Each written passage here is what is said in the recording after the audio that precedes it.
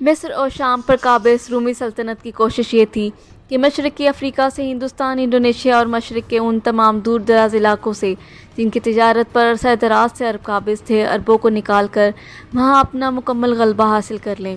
اسی مقصد کے تحت رومیوں نے حبشہ کی عیسائی حکومت سے گٹھ جوڑ کیا اور بحری بیڑے سے اس کی مدد کر کے اسے یمن پر قابض کروا دیا۔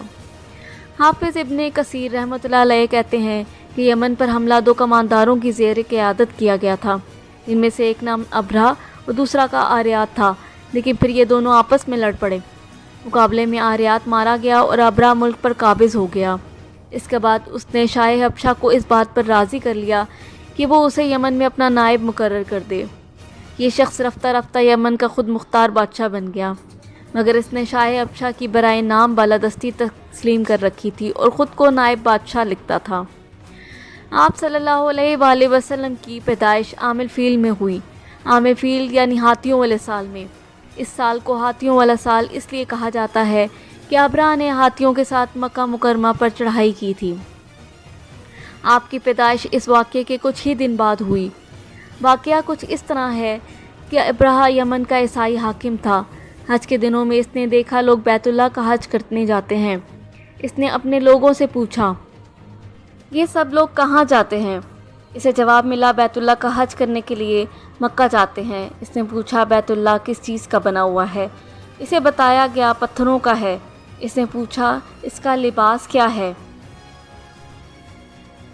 بتایا گیا، ہمارے ہاں سے جو دھاری دار کپڑا جاتا ہے اس سے اس کی پوشاک تیار ہوتی ہے۔ ابرہہ عیسائی تھا۔ ساری بات سن کر اس نے کہا، مسیح کی قسم، میں تم لوگوں کے لیے اس سے اچھا گھر تعمیر کروں گا۔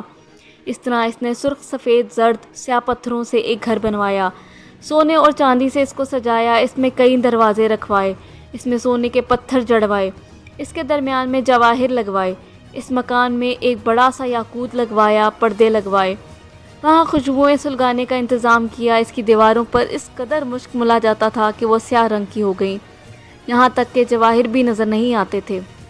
پھر لوگوں سے کہا، اب تمہیں بیت اللہ کا حج کرنے کے لیے مکہ جانے کی ضرورت نہیں رہی، میں نے یہی تمہارے لیے بیت اللہ بنوا دیا ہے، لہٰذا اب تم اس کا طواف کرو۔ اس طرح کچھ قبائل کئی سال تک اس کا حج کرتے رہے، اس میں اعتکاف کرتے رہے، حج والے مناسک بھی یہیں ادا کرتے رہے۔ عرب کے ایک شخص نفیل خشمی سے یہ بات برداشت نہ ہو سکی، وہ اس مصنوعی خانہ کعبہ کے خلاف دل ہی دل میں کڑتا رہا۔ آخر اس نے دل میں ٹھان لی کہ وہ ابرہہ کی اس عمارت کو گندہ کر کے چھوڑے گا۔ پھر ایک رات اس نے چوری چھپے بہت سی گندگی اس میں ڈال دی۔ ابرہہ کو معلوم ہوا تو سخت غضبناک ہوا، کہنے لگا، یہ کارروائی کسی عرب نے اپنے کعبہ کے لیے کی ہے، میں اسے ڈھا دوں گا، اس کی ایک ایک پتھر توڑ دوں گا۔ اس نے شام اور حبشہ کو یہ تفصیلات لکھ دیں، اس سے درخواست کی کہ وہ اپنا ہاتھی بھیج دے۔ اس ہاتھی کا نام محمود تھا۔ یہ اس قدر بڑا تھا کہ اتنا بڑا ہاتھی روئے زمین پر دیکھنے میں نہیں آیا تھا۔ جب ہاتھی اس کے پاس پہنچ گیا تو وہ اپنی فوج لے کر نکلا اور مکہ کا رخ کیا۔ یہ لشکر جب مکہ کے قرب و جوار میں پہنچا تو ابرہہ نے فوج کو حکم دیا کہ ان لوگوں کے جانور لوٹ لیے جائیں۔ اس کے حکم پر فوجیوں نے جانور پکڑ لیے، ان میں عبد المطلب کے اونٹ بھی تھے۔ نفیل بھی اس لشکر میں ابرہہ کے ساتھ موجود تھا اور یہ عبد المطلب کا دوست تھا۔ عبد المطلب اس سے ملے، اونٹوں کے سلسلے میں بات کی۔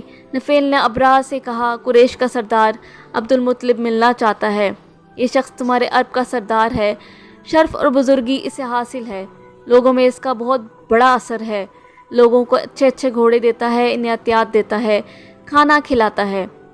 سب گویا عبد المطلب کا تعارف تھا۔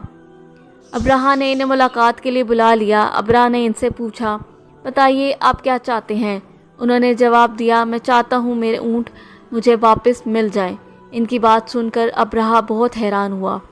اس نے کہا، مجھے تو بتایا گیا تھا کہ آپ عرب کے سردار ہیں، بہت عزت اور بزرگی کے مالک ہیں، لیکن لگتا ہے مجھ سے غلط بیانی کی گئی ہے، کیونکہ میرا خیال تھا کہ آپ مجھ سے بیت اللہ کے بارے میں بات کریں گے، جس کو میں گرانے آیا ہوں، جس کے ساتھ آپ سب کی عزت وابستہ ہے، لیکن آپ نے تو سرے سے اس کی بات ہی نہیں کی اور اپنے اونٹوں کا رونا لے کر بیٹھ گئے۔ یہ کیا بات ہوئی؟ اس کی بات سن کر عبد المطلب بولے، آپ میرے اونٹ مجھے واپس دے دیں، بیت اللہ کے ساتھ جو چاہے کریں، اس لیے کہ اس گھر کا ایک پروردگار ہے، وہ خود ہی اس کی حفاظت کرے گا، مجھے اس کے لیے فکر مند ہونے کی ضرورت نہیں ہے۔ ان کی بات سن کر ابرہہ نے حکم دیا ان کے اونٹ واپس دے دیے جائیں۔ جب انہیں ان کے اونٹ واپس مل گئے تو انہوں نے ان کے سموں پر چمڑے چڑھا دیے، ان پر نشان لگا دیے۔ ابن قربانی کے لیے وقف کر کے حرم نے چھوڑ دیا تاکہ پھر کوئی انہیں پکڑ لے تو حرم کا پروردگار ان پر غضبناک نہ ہو۔ پھر عبد المطلب ہرا پہاڑ پر چڑھ گئے، ان کے ساتھ ان کے کچھ دوست تھے۔ انہوں نے اللہ سے درخواست کی، اے اللہ، انسان اپنے سامان کی حفاظت کرتا ہے، تو اپنے سامان کی حفاظت کر۔ ادھر سے ابرہہ اپنا لشکر لے کر آگے بڑھا، وہ خود ہاتھی پر سوار لشکر کے درمیان موجود تھا۔ ایسے میں اس کے ہاتھی نے آگے بڑھنے سے انکار کر دیا، وہ زمین پر بیٹھ گیا۔ ہاتھی بانوں نے اسے اٹھانے کی کوشش کی لیکن وہ نہ اٹھا۔ انہوں نے اس کے سر پر ضربیں لگائیں، آنکھیں چبھوئیں، مگر وہ کھڑا نہ ہوا۔ پھر سوچ کر انہوں نے اس کا رخ یمن کی طرف کیا تو وہ فوراً اس طرف چلنے لگا۔ اس کا رخ پھر مکہ کی طرف کیا گیا تو وہ پھر رک گیا۔ ہاتھی بانوں نے یہ تجربہ بار بار کیا۔ آخر ابرہہ نے حکم دیا ہاتھی کو شراب پلائی جائے تاکہ نشے میں اسے کچھ ہوش نہ رہ جائے اور ہم اسے مکہ کی طرف آگے لے کے بڑھ سکیں۔ چنانچہ اسے شراب پلائی گئی لیکن اس پر اس کا اثر نہ ہوا۔